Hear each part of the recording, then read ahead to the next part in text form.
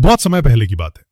मध्य भारत के एक सुंदर गांव सुदर्शनपुर में धनी राम नाम का एक प्रसिद्ध व्यापारी रहता था।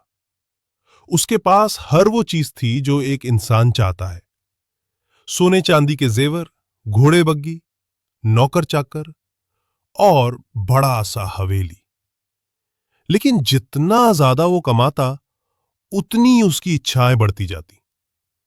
धनी राम की सबसे बड़ी इच्छा थी पूरे प्रदेश में उसका नाम हो, सब उसे पहचाने। वो दिन रात व्यापार करता, सौदे करता, लोगों से मुकाबला करता और बस एक ही बात सोचता, मुझे सबसे बड़ा बनना है, सबसे अमीर। धीरे धीरे उसकी नींद उड़ने लगी। हर समय चिंता रहती, कहीं मेरा मुनाफा कम ना हो जाए।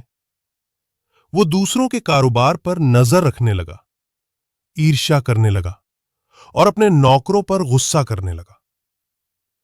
हर दिन वो और अधिक कमाने की योजना बनाता, लेकिन संतोष कहीं नहीं था। एक दिन उसका बेटा चंद्र उससे बोला, पिताजी, आपके पास सब कुछ है, लेकिन फिर भी आप हर समय चिंतित रहते हैं। क्या आप खुश हैं? धनी राम झल्लाया, तू क्या जाने, अभी बहुत कुछ पाना बाकी है। उसी गांव के बाहर एक दिन एक बुद्ध भिक्षु रुके। गांव में उनका नाम हो गया।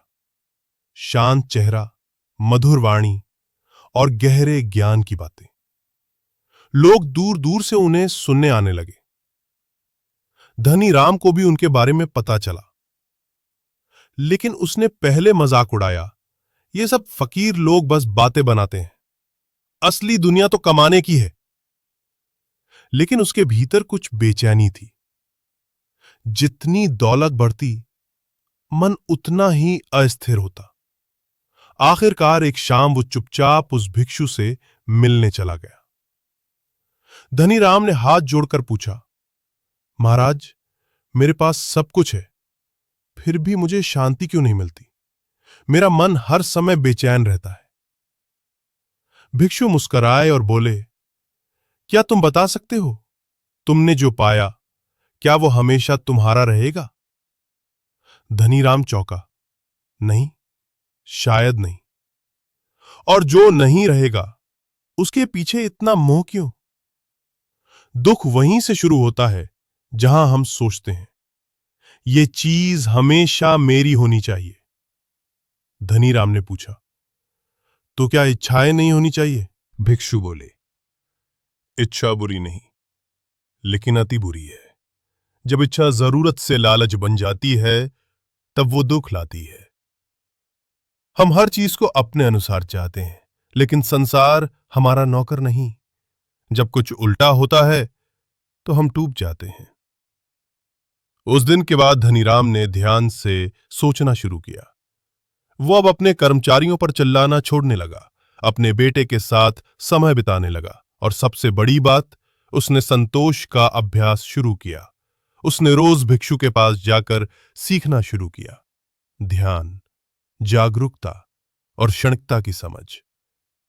धीरे धीरे उसका मन हल्का होने लगा। अब वो सोने से पहले यही सोचता, आज क्या मैं शांत रहा? क्या मैंने किसी पर गुस्सा किया? क्या मेरी इच्छाओं ने मुझे चलाया या मैंने उन्हें?